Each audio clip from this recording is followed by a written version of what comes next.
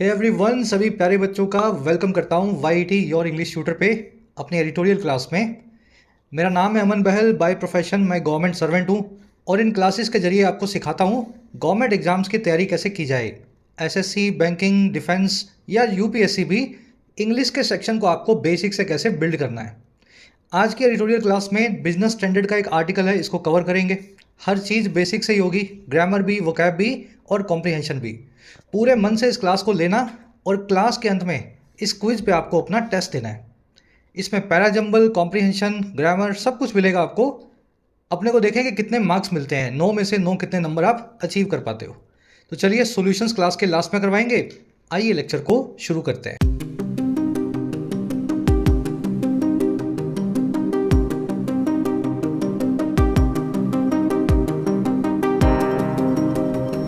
Ji a losing proposition कह रहा है, एक ऐसी प्रोपोजिशन है, एक ऐसा प्रोपोजल या पोजीशन है जिसमें आप हमेशा लूज करेंगे, यानी खो के ही बाहर निकलेंगे।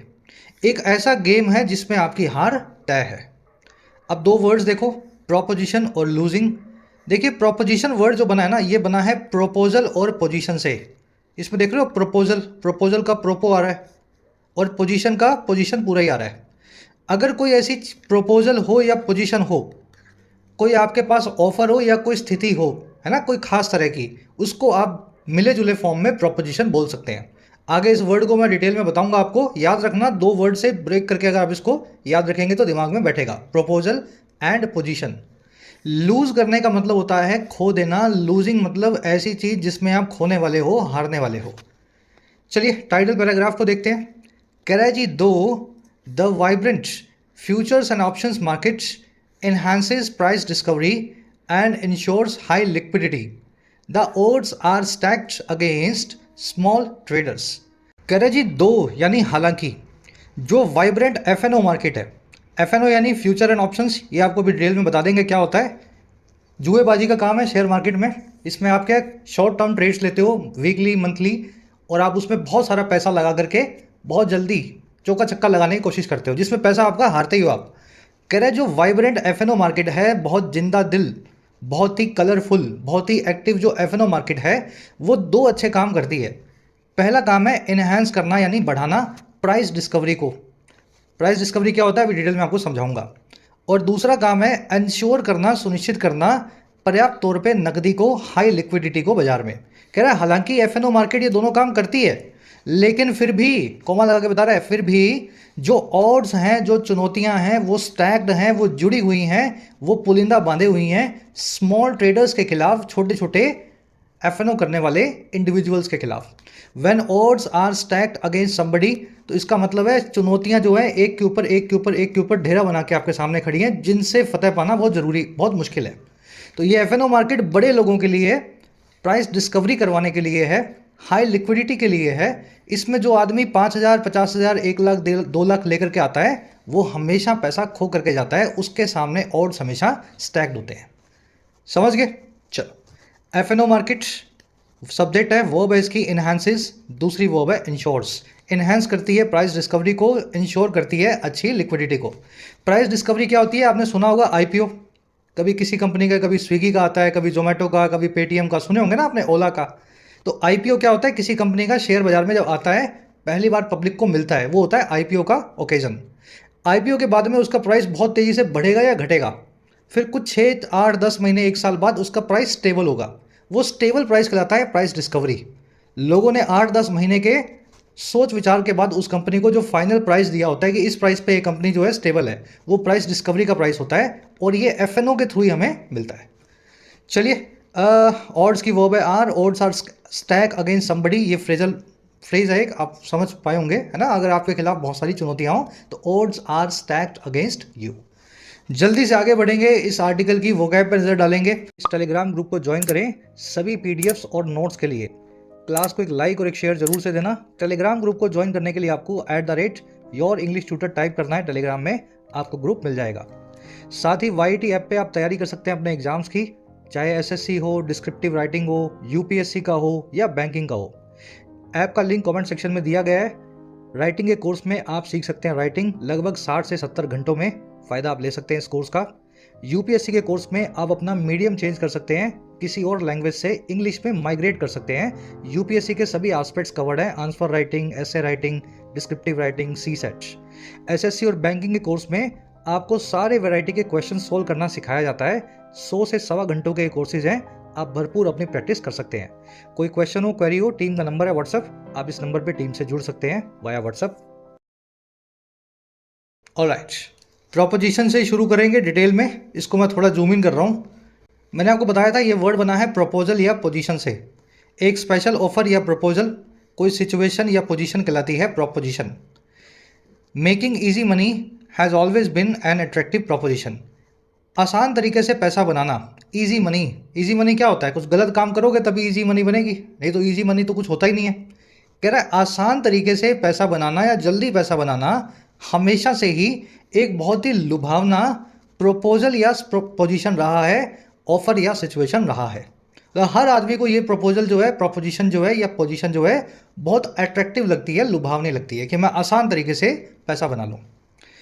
इसको प्रेमिस भी बोलते हैं, हाइपोथेसिस भी बोलते हैं, प्रपोजल भी बोलते हैं। You will see this word preposition in the article today. चलिए अगला वर्ड अपने पास रेक इन। फ्रेजल वर्ब है ये। देखिए रेक क्या होता है? कस्सी होती है। कस्सी सुनिए ना आपने, मतलब खेत वेत में काम किया होगा, कभी किसी को करते देखा होगा, तो मिट्टी को खोदने के लिए यूज़ की जाती है। अगर वो याद कस्सी ना समझ में आए आपको, तो घर पे जब झाड़ू के बाद में झाड़ू लगा करके जब आप इकट्ठा करते हो सारे कचरे को, तो आपने देखा होगा आपकी मदर्स, सिस्टर्स या आप खुद भी एक है ना, एक रेक यूज़ करते हो आप, जिसमें सारा कचरा एक साथ आ जाता है। फिर उसको आप ज़मीन से लिफ्ट करोगे और डस्टबिन में डाल दोगे। तो वहीं से इस फ्रेजल वर्ब को बनाया गया, रेक इन करना, किसी चीज़ को कस्सी मार के इकट्ठा करना। झाड़ू के कचरे को अचानक से रेक में लेकर के इकट्ठा करना। इस वर्ड को, इस फ्रेजल वर्ब को जोड़ा जाता है पैसा कमाने के साथ। जब आप बहुत भर भर के पैसा कमाते हैं जीवन में, तो आप रेक इन करते हैं मनी को। The movie raked in more than 300 million in the first week of its launch. Movie ने रेक इन किया, कस्सियाँ मार मार के पैसा कमाया, $300 मिलियन का अपने फर्स्ट वीक में अपनी लॉन्च के। तो कस्सी मार के पैसा इकट्ठा कर रहे हो आप, समझ रहे हो ना? ऐसे इस फ्रेजल वर्ब को याद रखना, रेक से। तो ये phrasal verb you will C in the article today. अगला जो फ्रेजल वर्ब है ये बिल्कुल उल्टा है उसका।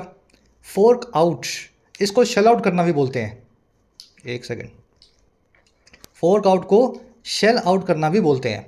फोर्क आउट और शेल आउट का मतलब है मजबूरी में पैसा देना किसी काम के लिए, और वो इतना पैसा हो जो आपको सही ना लग रहा हो।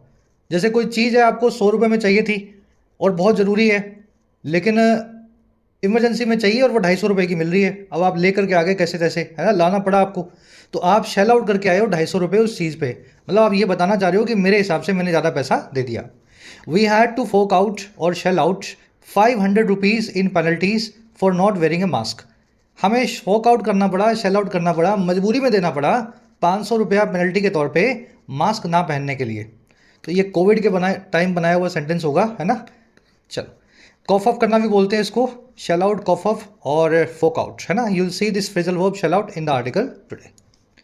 चलिए अगला वर्ड बड़ा कॉमन सा है, स्टेड फास्ट। देखिए आपने स्टडी नाम का वर्ड सुना होगा, वहीं से वर्ड बना है स्टेड। स्टडी मतलब स्थिर, और फास्ट मतलब जोरों से पकड़ा हुआ। फास्ट फ्रेंड मतलब आपका अच्छा दोस्त, है ना, मजबूत दोस्त। जब आप स्टेड फास्ट है ना, तो आप अड़े हुए हैं एक जगह पे, पकड़े हुए हैं एक जगह पे, स्टडी होकर के खड़े हैं मजबूती के साथ। यानी आप बड़े ढीठ हो चुके हैं, स्टबन हो चुके हैं, या फिर यूं कह दें किसी चीज़ के लिए लॉयल या फर्म है। समझ गए ना, स्टबन आदमी ही लॉयल हो सकता है ना। लॉयल कौन होगा? जो किसी चीज़ के लिए अड़ियल होगा, वही लॉयल होगा आपके लिए। The accused killer remained steadfast in his belief that he had done the right thing to kill a criminal. जो अक्यूज्ड किलर था, आरोपी हत्यारा था, वो इस बात पे अड़ा रहा, रिमेंड रहा स्टेडफास्ट, इस बिलीफ में कि उसने सही काम किया था। He had done the right thing, kill करके क्रिमिनल को, मार करके एक अपराधी को। तो ये उसका मानना था, अड़ियल उसका ख्याल था कि ये काम मैंने बिल्कुल सही किया। स्टेडफास्ट को अनफ्लिंचिंग, अनयील्डिंग और स्टॉन्च भी बोलते हैं। स्टॉन्च याद रखना, स्टॉन्च क्रिटिक, स्टॉन्च सपोर्टर, है ना, बहुत ज़्यादा लॉयल और अड़ियल, ठीक है। You will see this word stubborn in the article today. चलिए लास्ट वर्ड है रेकलेस। देखिए रेक का मतलब होता है केयर, सावधानी, और रेकलेस कौन है? जिसके पास सावधानी नहीं है, जो असावधान है, जो केयरलेस है डेंजर को लेकर के, खतरे को लेकर के। Rash drivers are careless of their own safety and show reckless disregard for the safety of everybody else. जो रैश ड्राइवर्स हैं, जो खराब ड्राइवर्स हैं, एक तो होता है तेज चलाना और एक होता है असावधानी से तेज चलाना, इतना तेज चलाना जहाँ जरूरत नहीं है चलाने की। तो ऐसे जो रैश ड्राइवर्स होते हैं वो केयरलेस होते हैं अपनी खुद की सेफ्टी को लेकर के, और वो दिखाते हैं एक केयर फ्री, एक बेपरवाह डिसरिगार्ड अपने आसपास के लोगों की सेफ्टी के लिए भी, अपनी जान भी जोखिम में और दूसरों की जान भी जोखिम में। तो रेकलेस को आप बेपरवाह बोल सकते हैं हिंदी में समझना चाहें। फूल हार्डी, वांटन इसके सिनोनिम्स हैं। फूल हार्डी एक वर्ड बहुत बार आपने देखा होगा, ये समझ गए ना, एकदम पागलपन वाला बेवकूफ़ आदमी जो होता है ना, रेकलेस आदमी होता है जो पागलपन, समझ रहे हो, जैसे बेपरवाही में पागलपन की सीमाएं पार कर दे, उसको बोलते हैं फूल हार्डी। ऐसे इस वर्ड को आप याद रख सकते हैं। तो रेकलेसनेस, बेपरवाही नाम का word you will C in the article today, noun form है इस वर्ड की। चलिए 5 वर्ड्स हैं, सभी हैवी वर्ड्स हैं आज आपके लिए। अब आ जाओ आर्टिकल पे एक समरी आपको दें। देखिए आपने आजकल बहुत सुना होगा, कुछ लोग एफएनओ कर रहे हैं, 2, 5,000, 10,000, 50,000, 1 लाख लेकर के सोचते हैं इसको 1.25 करोड़, 2 करोड़, 500 करोड़ बना देंगे। और इसी सपने के साथ में ज़्यादातर यंगस्टर्स एफएनओ के मार्केट में आ रहे हैं। तो एफएनओ मार्केट एक जुए की तरह है, और सेबी की रिपोर्ट आई है कि 93% of FNO traders they lose money, और बहुत बड़ा फिगर दिखाया है, लाखों में एवरेज हर आदमी लॉस अपना कर रहा है। और उस रिपोर्ट में यह भी बताया है कि इस मार्केट में लोग पैसा हार करके फिर कहीं से और से पैसा लाते हैं और फिर लगाते हैं और फिर हारते हैं। मतलब एक उनके अंदर रेकलेसनेस आ गई है कि पैसा यहीं पे आके हारते जाना है हमें। तो इस आर्टिकल में बहुत अच्छे से बताया गया कि ऑड्स आपके खिलाफ स्टैक्ड हैं। बहुत बड़े बड़े लोग बैठे हैं जो इस मार्केट से पैसा कमाते हैं, आप उनको रोज पैसा दे करके जाते हैं, आप इससे दूर रहें। चलिए आज की टोन है एनालाइजिंग, एनालाइज करके बता रहा है, और स्केप्टिकल है, एफएनओ को लेकर के अपना शक और स्केप्टिसिज्म आपके सामने रख रहा है। शुरू करें। A new study by the Securities and Exchange Board of India or SEBI titled Analysis of Profits and Losses in the Equity Derivative Segments FY22-24 has revealed some harsh truths। कह रहा है एक नई स्टडी आई है। Study क्या होती है? Research. और रिसर्च किसका है? ये है सेबी का रिसर्च। और इस स्टडी का टाइटल क्या है? देखो स्टडी के बारे में एडिशनल इंफॉर्मेशन लगाई है इस कॉमा से इस कॉमा के बीच।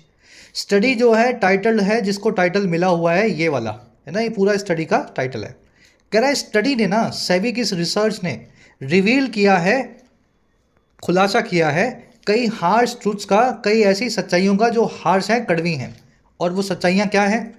Trading derivatives is about as profitable as throwing money in a black hole. Derivatives में ट्रेड करना, डेरिवेटिव्स क्या होते हैं? फ्यूचर एंड ऑप्शन मार्केट्स, है ना। आप 5,000 रुपये लेकर के 5 लाख के शेयर खरीद लो, सिर्फ जो है प्रॉमिस, आपका एक प्रॉमिस होता है कि 5 लाख के शेयर का मैं भरपाई करूंगा, तो इसको डेरिवेटिव मार्केट बोलते हैं। कह रहा है जी ट्रेड करना एफएनओ में, फ्यूचर एंड ऑप्शंस में, डेरिवेटिव्स में, ये उतना ही प्रॉफिटेबल है, उतना ही फायदेमंद है जितना कि थ्रो करना मनी को, फेंकना पैसे को एक ब्लैक होल में। ब्लैक होल मतलब क्या है? सुना होगा ना आपने ब्लैक होल, जो बड़े बड़े प्लैनेट्स को, सन्स को, स्टार्स को खा जाते हैं। अगर उसमें पैसा फेंकोगे तो वो जो चीज़ फेंकोगे वो खा जाएगा ब्लैक होल, उसमें से कभी कुछ बाहर नहीं आएगा। तो डेरिवेटिव्स में ट्रेड करना भी बिल्कुल ऐसा ही है, जितना पैसा इसमें आप फेंकोगे वो इसी में चला जाएगा, आपका लॉस बन के कभी भी आप उस पैसे को रिकवर नहीं कर पाओगे। स्टडी की वर्ब है हैज़ रिवील्ड, स्टडी ने ऐसा रिवील किया है। ट्रेडिंग की वर्ब है एज। डेरिवेटिव्स मैंने आपको बता दिया, एफएनओ मार्केट को ही डेरिवेटिव मार्केट बोलते हैं, क्योंकि ये डिराइव्ड होती हैं किसी इंडेक्स पे या फिर किसी पर्टिकुलर स्टॉक पे। किसी भी चीज़ के एफएनओ को जब आप ट्रेड करते हैं ना, तो या तो किसी निफ्टी का होगा, सेंसेक्स का होगा, किसी दूसरे जो है इंडेक्स का होगा, या फिर वो किसी इंडिविजुअल शेयर का होगा, हिंदुस्तान लीवर का होगा, है ना, टीसीएस का होगा। तो इसलिए इनको डिराइव होने की वजह से एफएनओस को बोलते हैं डेरिवेटिव्स। चलिए अब 2 ग्रामर कॉन्सेप्ट्स आपको करवाऊंगा, बड़े अच्छे कॉन्सेप्ट्स हैं। पहला वाला कॉन्सेप्ट तो मेरे ख्याल से आज कई बच्चों का कन्फ्यूजन निकल जाएगा। 3 वर्ड्स अंग्रेजी में, loss, lose and loose. Loss, lose and loose, तीनों वर्ड्स देखने में एक जैसे लग रहे होंगे, लेकिन तीनों अलग अलग वर्ड्स हैं। लॉस एक नाउन है, लॉस या लॉसेस सिंगुलर प्लूरल इसका बना सकते हैं आप। लॉस का मतलब होता है नुकसान या हार, समझ गए ना, मेरा नुकसान हुआ, मेरी हार हुई, आई इनकर्ड अ लॉस। तो लॉस एक नाउन है। दूसरा जो वर्ड है वो है लूज। लूज का मतलब होता है खो देना या हार देना, हार जाना। You lose a match, you lose money, you lose your keys. आप अपनी चाबी खो सकते हैं, एक मैच को खो सकते हैं यानी हार सकते हैं, आप पैसा खो सकते हैं अगर आपका पैसा कहीं गिर जाए। तो ये लूज वर्ब है, लॉस्ट और लॉस्ट V1 V2 V3 इसकी ऐसे बनती है। फ़र्क देखा इसमें, पहला वाला नुकसान है, दूसरा वाला एक वर्ब है हार जाना या खो देना। तीसरा जो लूज है इसमें डबल ओ लगा हुआ आगे, इसको लूस बोलते हैं, इसको लूज, इसको लूस। लूज का मतलब होता है ढीला, ऐसी चीज़ जो टाइट ना हो वो कहलाती है लूज, इससे वर्ब बनती है लूसन। थोड़ा आपको लग रहा होगा सर ये बड़ा पेचीदा सा है, कोई बात नहीं, जो मैंने बोला 2 मिनट में इसको एक बार रिपीट कर लो। ये 3 अलग अलग वर्ड्स हैं, दिमाग में बैठा लो। अब देखो इनको यूज़ कैसे करना है, क्वेश्चंस कैसे दिखेंगे आपको एग्जाम्स के अंदर। The team could not suffer the loss of losing the final match.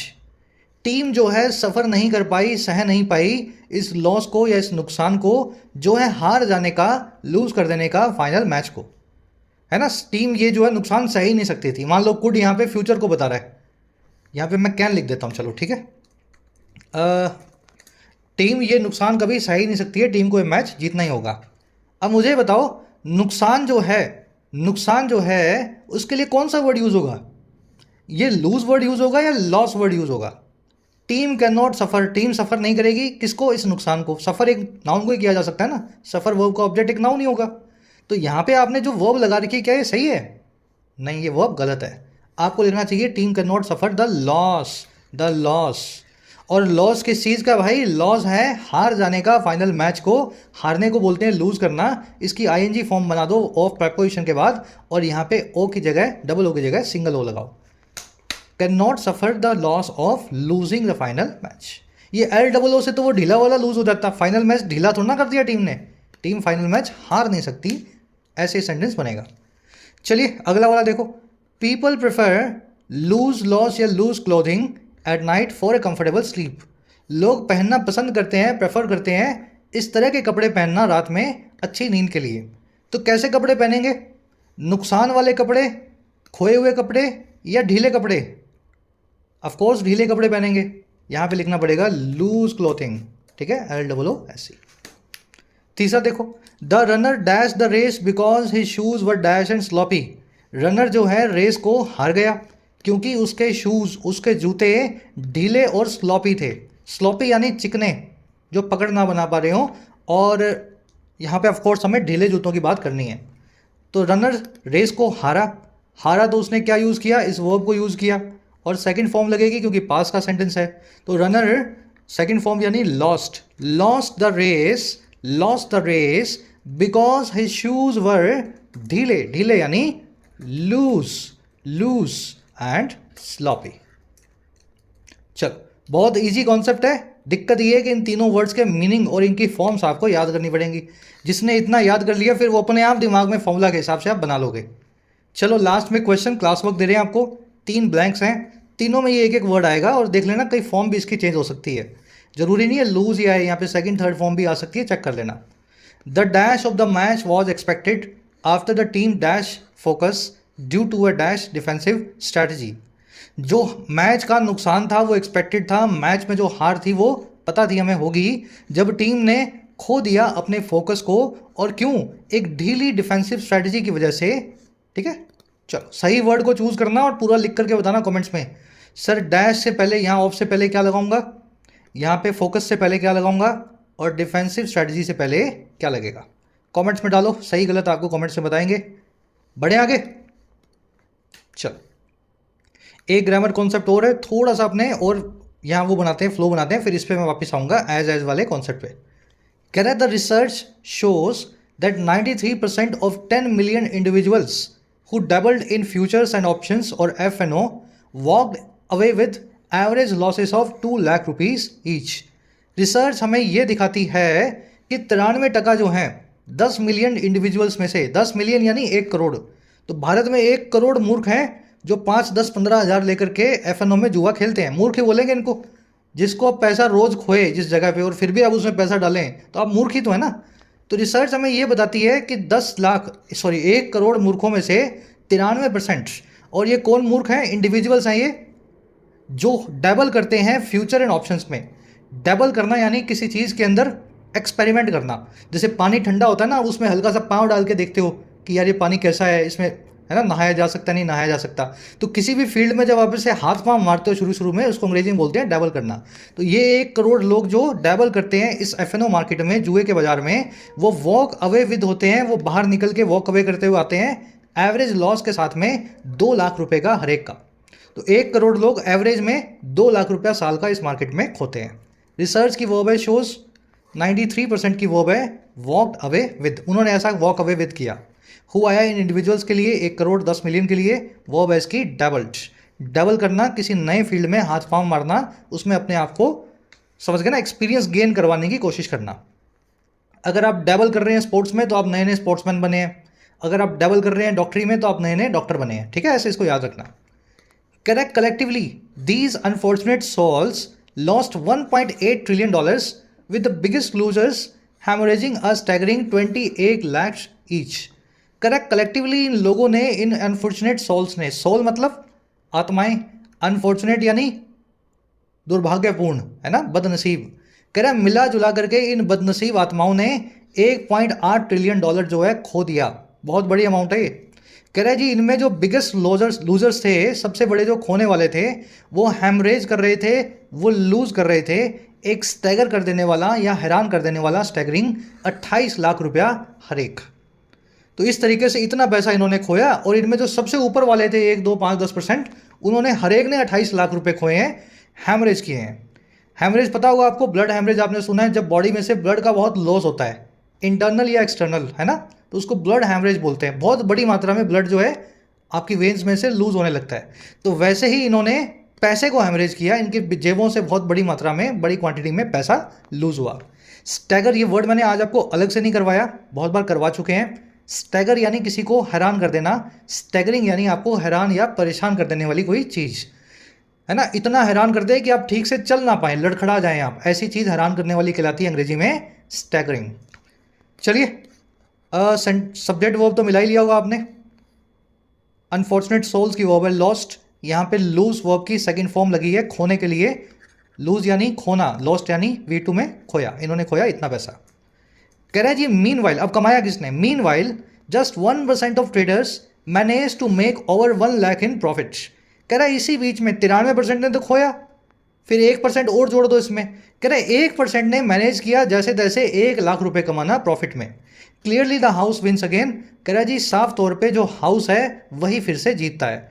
House wins again एक इडियम अंग्रेजी में, इसका मतलब ये है कि जुए खाने में कोई नहीं जीतता है सिवाय जुए खाने वाले के, जिसने जुए खाना चलाया है। कभी भी आप कसिनो में जाएं, कभी भी आप मैच पे सट्टा लगाएं, लोग लगाते हैं ना ये क्रिकेट पे, और बुकीज़, हमेशा इनका फॉर्मूला यही है कि बुकी ही हमेशा लास्ट में पैसा कमाएगा, कसिनो वाला, जुए खाने वाला ही पैसा कमाएगा, और उसको हाउस बोलते हैं जहाँ पे सब जुआ खाना चल रहा है। तो कह रहा है साफ तौर पे बड़े लोग जो हैं, हाउस वाले लोग, वही विन कर रहे हैं, छोटे लोग हमेशा ऐसे जुए में गवाते हैं, इसमें भी पैसा गवा रहे हैं।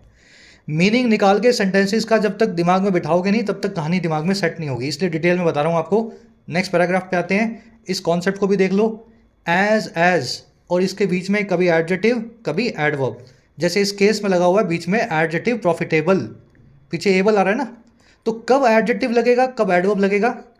देखो आपको चेक करना है एज जो भी ये फ्रेज लगा है, क्या ये नाउन के लिए आया है। एज का मतलब होता है जितना उतना, तो क्या ये जितना उतना नाउन के लिए हो रहा है। अगर नाउन के लिए हो रहा है तो बीच में एडजेक्टिव लगा दो, और अगर ये जितना उतना किसी वर्ब के लिए हो रहा है तो फिर बीच में एडवर्ब लगा दो, क्योंकि वर्ब के लिए एडवर्ब आती है, नाउन के लिए एडजेक्टिव आता है। चलो अब इसको टेक्निकली देखते हैं अपने क्वेश्चंस के थ्रू।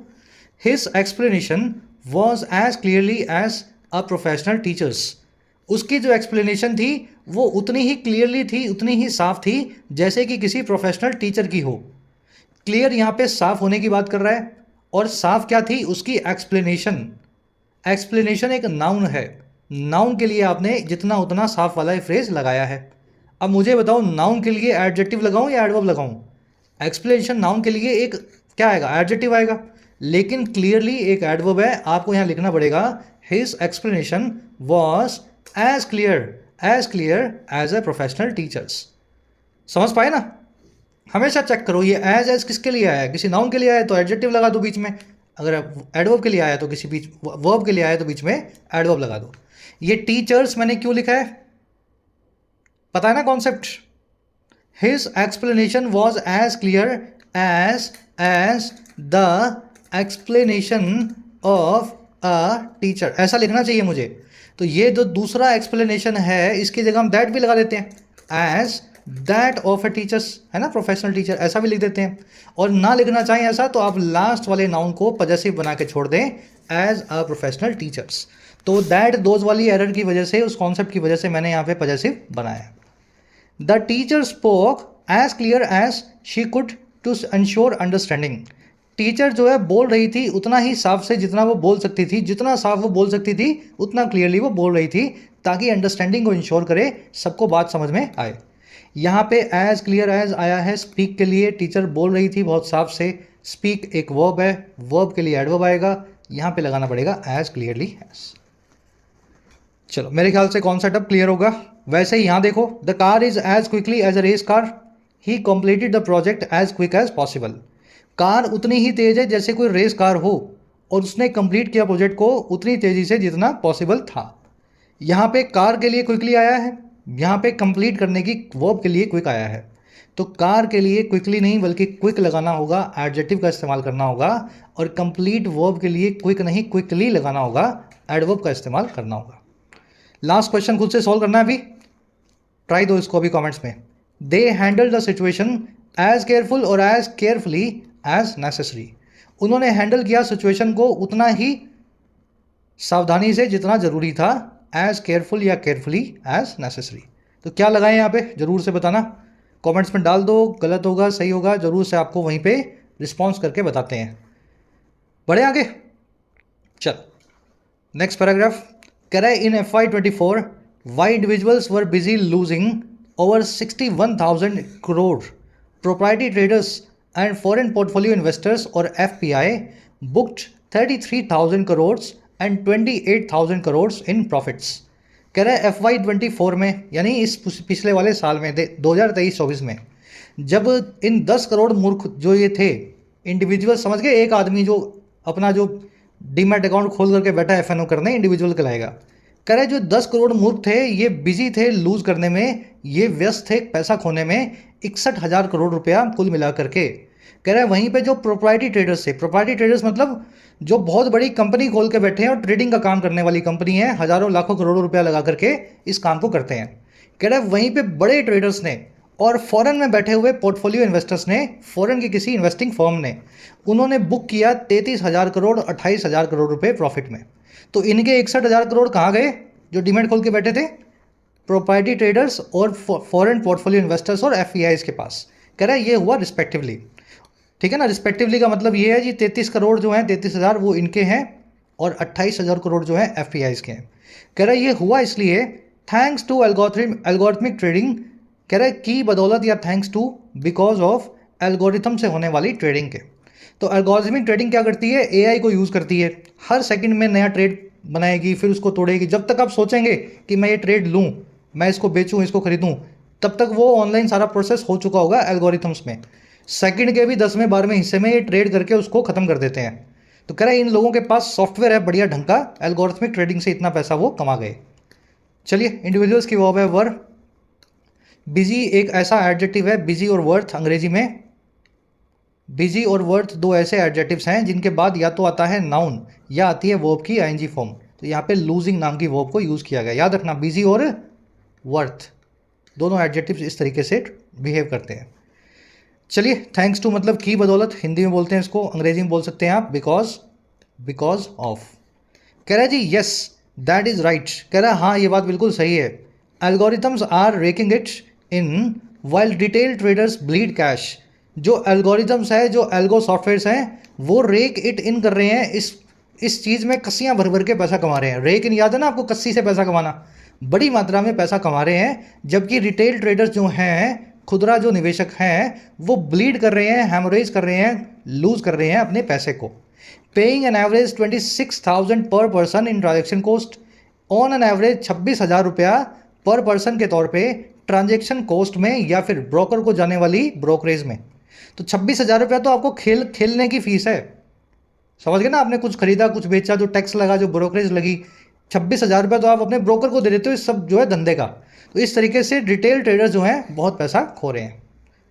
चलिए, एल्गोरिथम्स की वर्ब है are raking in, rake in करना, अर्न ह्यूज मनी करना। रिटेल ट्रेडर्स की वर्ब है ब्लीड, ब्लीड करना, लूज करना। ऊपर एक वर्ड आया था हैमरेज करना, है ना, बड़ी मात्रा में किसी चीज़ को खोना।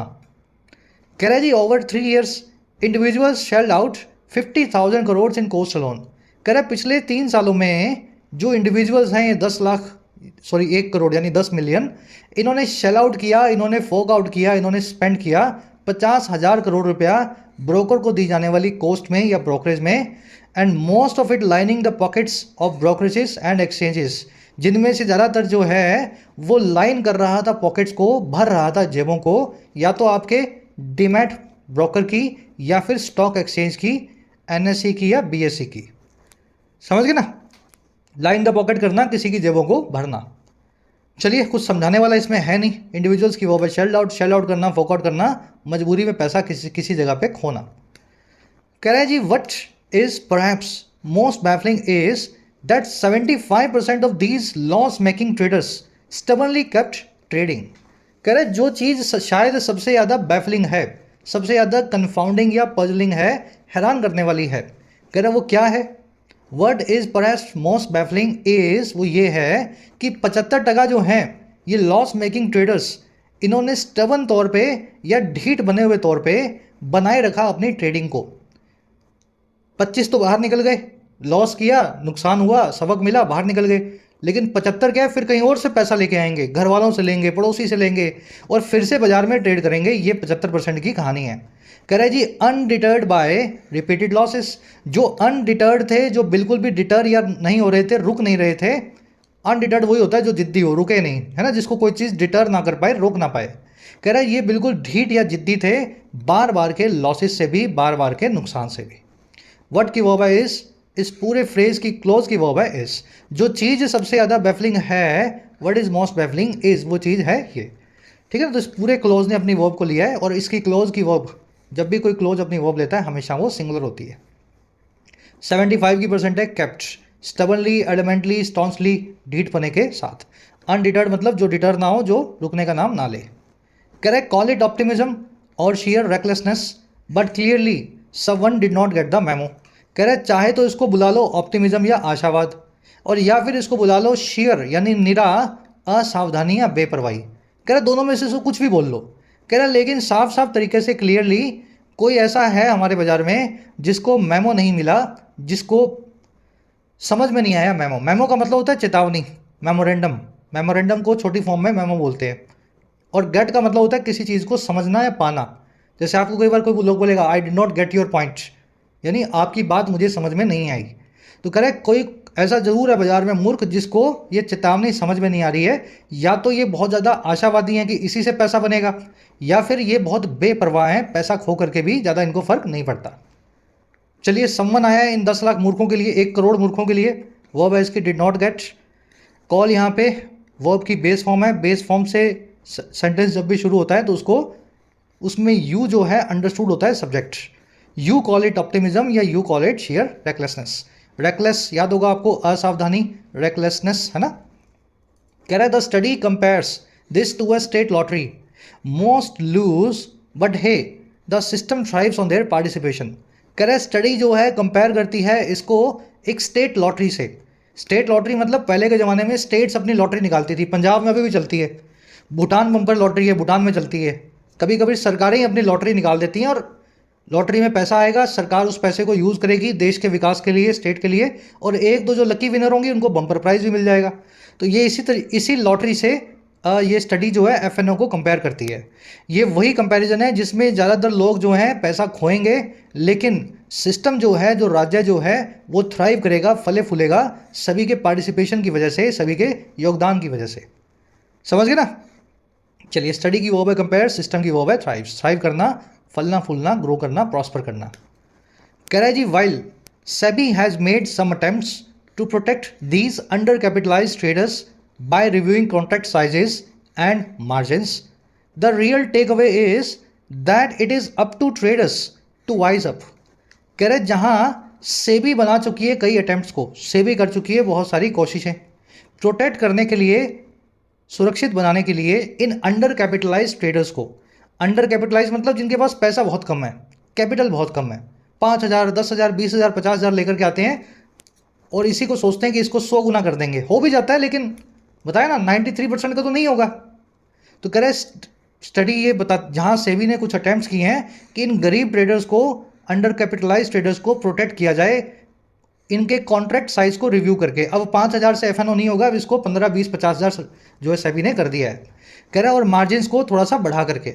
वहीं जो रियल टेक अवे है, सच का जो सबक है वो ये है कि ये अप टू ट्रेडर्स है, ये डिपेंडेंट इन्हीं ट्रेडर्स पे हैं कि वो वाइज अप हों, वो समझदार बने। वाइज अप करना यानी समझदारी से बिहेव करना, ठीक है ना। तो अगर आप जुआरी को एक जुए से रोकोगे वो कोई और जुआ खेलने लगेगा।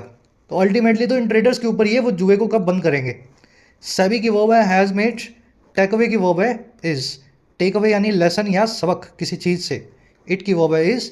When something is up to somebody, तो वो चीज़ उस पर डिपेंडेंट है, उसी के ऊपर निर्भर है, ठीक है ना। जैसे आपको कोई बोले it is up to you, तो इसका मतलब है ये चीज़ आप पे डिपेंड करती है, आप क्या चाहते हैं। It is up to you. कह रहा लर्न द लेसन्स और keep playing in a game where more often than not the algorithms have the last laugh. कह रहा है जी सबक को सीख लो, लर्न द लेसन्स कर लो, और या फिर जारी रखो एक ऐसे गेम में खेलना जहां more often than not, most cases में, मोर ऑफ्टन देन नॉट का मतलब है यूजुअली, टिपिकली या इन मोस्ट केसेस। कह रहे हैं इन मोस्ट केसेस में एल्गोरिथम्स हैं वही जीतती हैं अंत में। They have the last laugh. To have the last laugh एक इडियम है। अगर दो लोगों का झगड़ा हो रहा है तो लास्ट में जो हंसा, तो एक तरीके से उसी की जीत हुई है।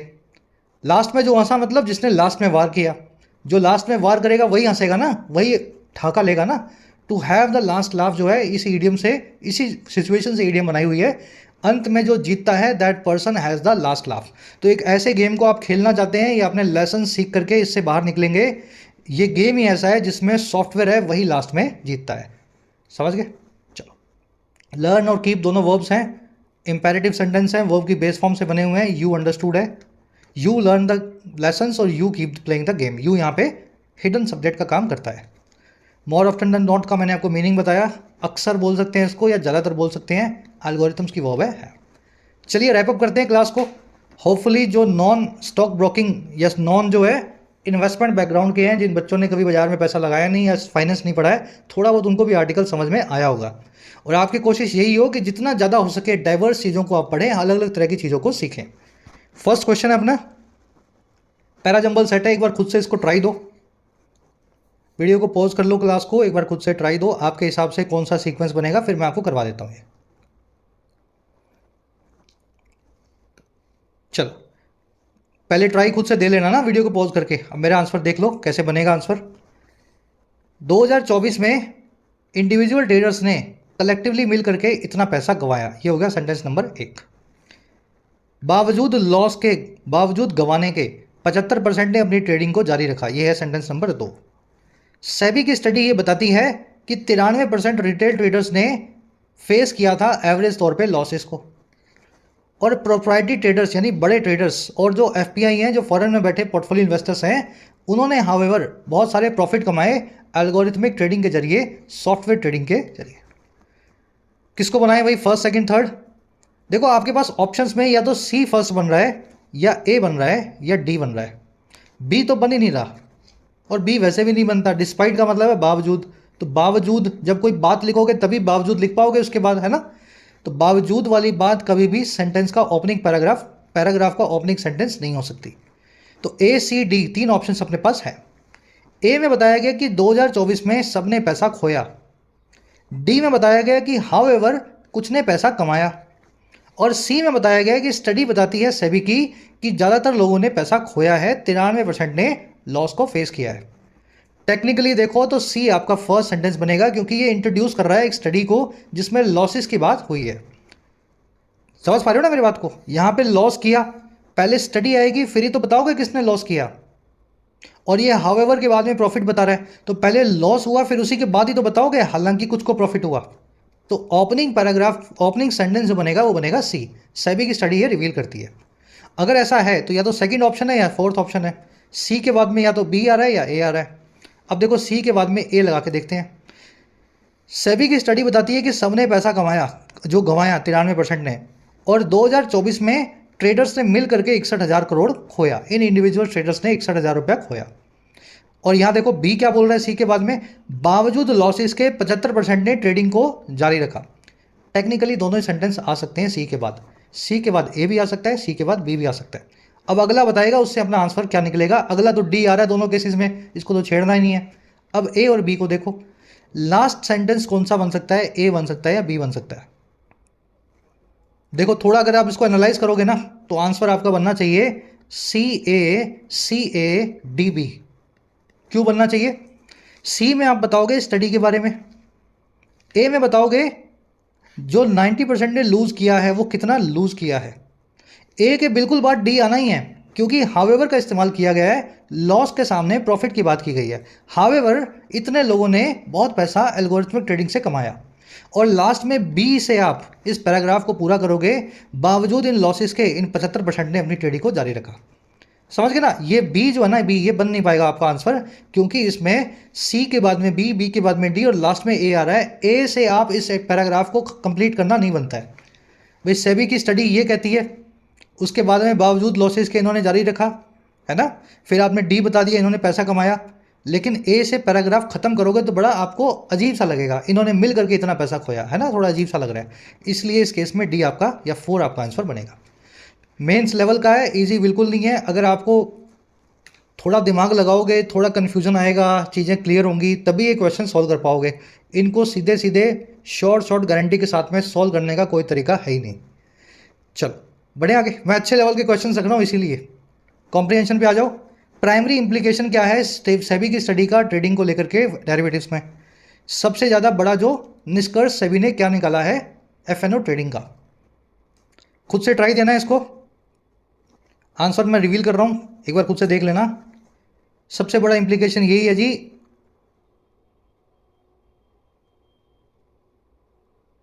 Most individuals trading in derivatives occur heavy losses. बाकी सब बातें गलत हैं। लॉन्ग टर्म में प्रॉफिटेबल है, बिल्कुल नहीं है।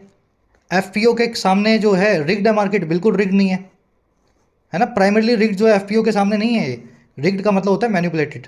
इसमें प्रोप्राइटरी जो ट्रेडर्स हैं उनको भी फायदा है, लेकिन रिग्ड नहीं है मार्केट। रिग्ड का मतलब ये होता है कि आपने इसमें छेड़छाड़ की हुई है और फॉरेन वाले ही इसमें पैसा कमाएंगे, तो ऐसा तो नहीं है इसमें। तो मोस्ट इंडिविजुअल्स इनकर हैवी लॉसेस, बी आपका आंसर सेकंड वाले में बनना चाहिए। मैं इसको हाईलाइट कर देता हूं, ठीक है। चलो, कह रहा है जी ऑथर ऐसा क्यों मानता है कि सेबी का अटेम्प्ट जो है ट्रेडर्स को प्रोटेक्ट करने का वो इनफ नहीं होगा, बावजूद सेबी के चाहने के ये मूर्ख जो 1 करोड़ मूर्ख हैं ये पैसा गंवाने से नहीं बाज आएंगे। ऐसा क्यों है भाई? इसका आंसर बड़ा सिंपल सा है। ये रियल इशू जो है इन ट्रेडर्स का खुद की साइकोलॉजी का है। ये अपने हार से, अपने लॉस या नुकसान से सीखने को तैयार नहीं है। तो जो आदमी सीखने को तैयार नहीं है आप उसको कभी भी नहीं सिखा सकते, ठीक है। सी आंसर बनेगा। रेक इन करना, शेल आउट करना, to have the last laugh, तीनों फ्रेजल वर्ब्स और इडियम्स आपको करवा दिए आज।